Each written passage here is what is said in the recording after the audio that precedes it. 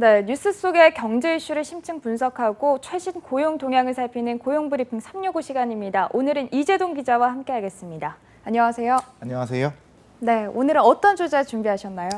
네, 우선 이번 하반기부터 달라진 정부 정책들이 많습니다. 네. 2020년 남은 절반 어떤 게 달라졌고 또 앞으로 달라질 것 알아두면 도움될 정보들 오늘 이슈픽에서 꼼꼼하게 챙겨드리겠습니다. 네, 사실 이 코로나19 때문에 직장을 잃거나 수입이 줄어든 분들이 많아져서 저희가 이 받을 수 있는 혜택들은 어떤 게 있는지 고용 브리핑을 통해서 전해드리고 있는데 오늘은 그러면 이 고용 관련해서 말씀하셨던 달라지는 것들부터 한번 짚어보면 좋을 것 같은데요.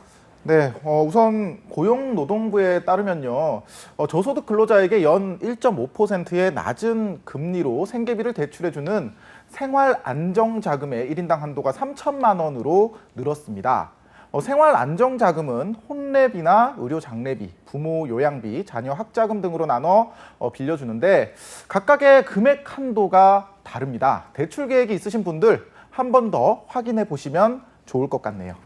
특히 코로나19 때문에 공연이나 이런 예술 쪽에 종사하는 분들이 생계에 좀 어려움을 겪고 있다 이런 내용들이 있었는데 이분들을 위한 대책도 새로 생겨났다고요. 네, 그렇습니다. 그 고용보험 사각지대에 있던 예술인들도요, 오는 12월 10일부터는 고용보험 가입 대상에 포함이 됩니다. 지난 20대 국회에서 고용보험법 개정안이 통과된 데 따른 것인데요. 앞으로 고용보험에 가입한 예술인들은 실직 시 실업급여, 출산 시 출산 전후 급여를 지급받을 수 있게 됐습니다. 그렇다면 이런 대책들 외에도 또 근로자들을 위한 대책 가운데 저희가 주목해 봐야 할 부분 있을까요? 네, 그동안 업무상 재해로부터 보호가 필요한데도 산재 보상을 받지 못했던 분들의 혜택 확대됩니다. 방문 판매원, 대여 제품, 방문 점검원, 방문 교사 등 특수고용직 분들도요, 사업주의 산재보험 가입 여부나 보험료 납부와 관계없이 업무상 재해 발생하면 산재 보상을 받을 수가 있습니다. 네, 그렇다면 이 혜택을 받는 분들이 얼마나 늘어날지도 궁금한데요. 네, 고용부는 산재 적용 대상 특수고용직이 48만 6천 명에서 76만 명으로 크게 증가한다고 밝혔는데요. 그동안 일하다 다쳐도 치료비 등을 본인이 부담해야 했던 화물차주 등 2만 4천 명이 산재보상 혜택을 받을 수 있을 것으로 예상했습니다.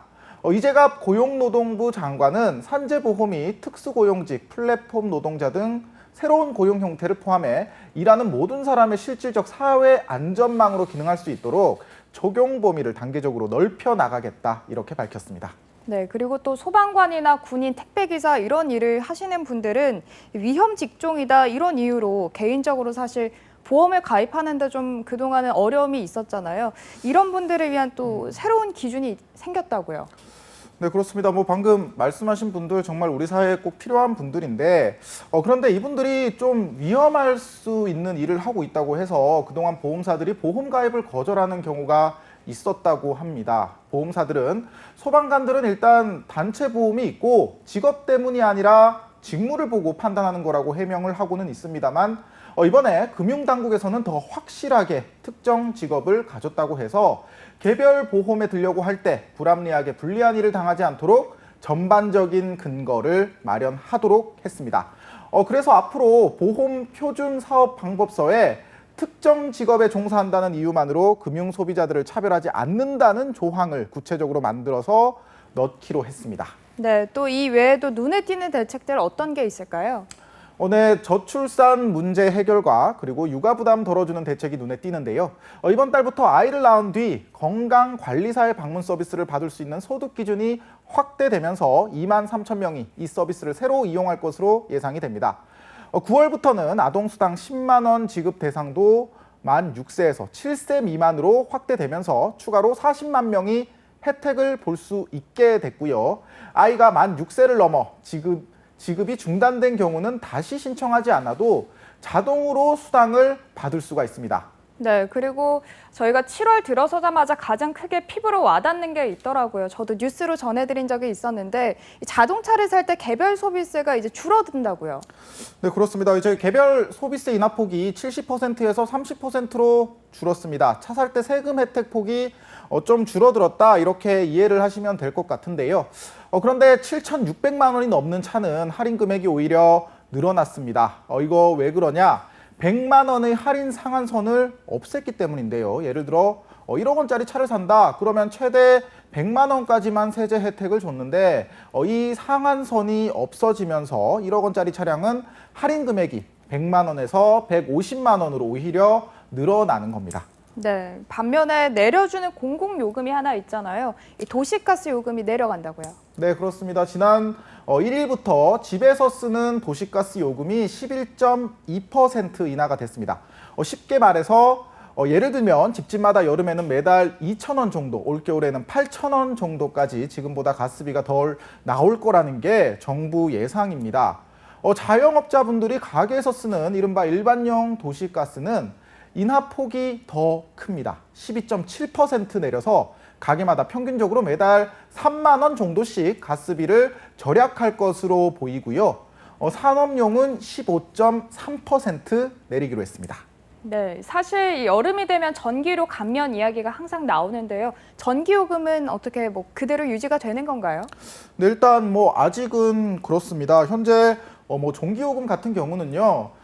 지난 2013년 말 이후로 변한 적이 없습니다. 한국전력이 계속 전기요금 산정 방식을 바꾸려고 추진하고 있는 만큼 하반기에 새로운 결정이 나오지 않을까 생각이 됩니다.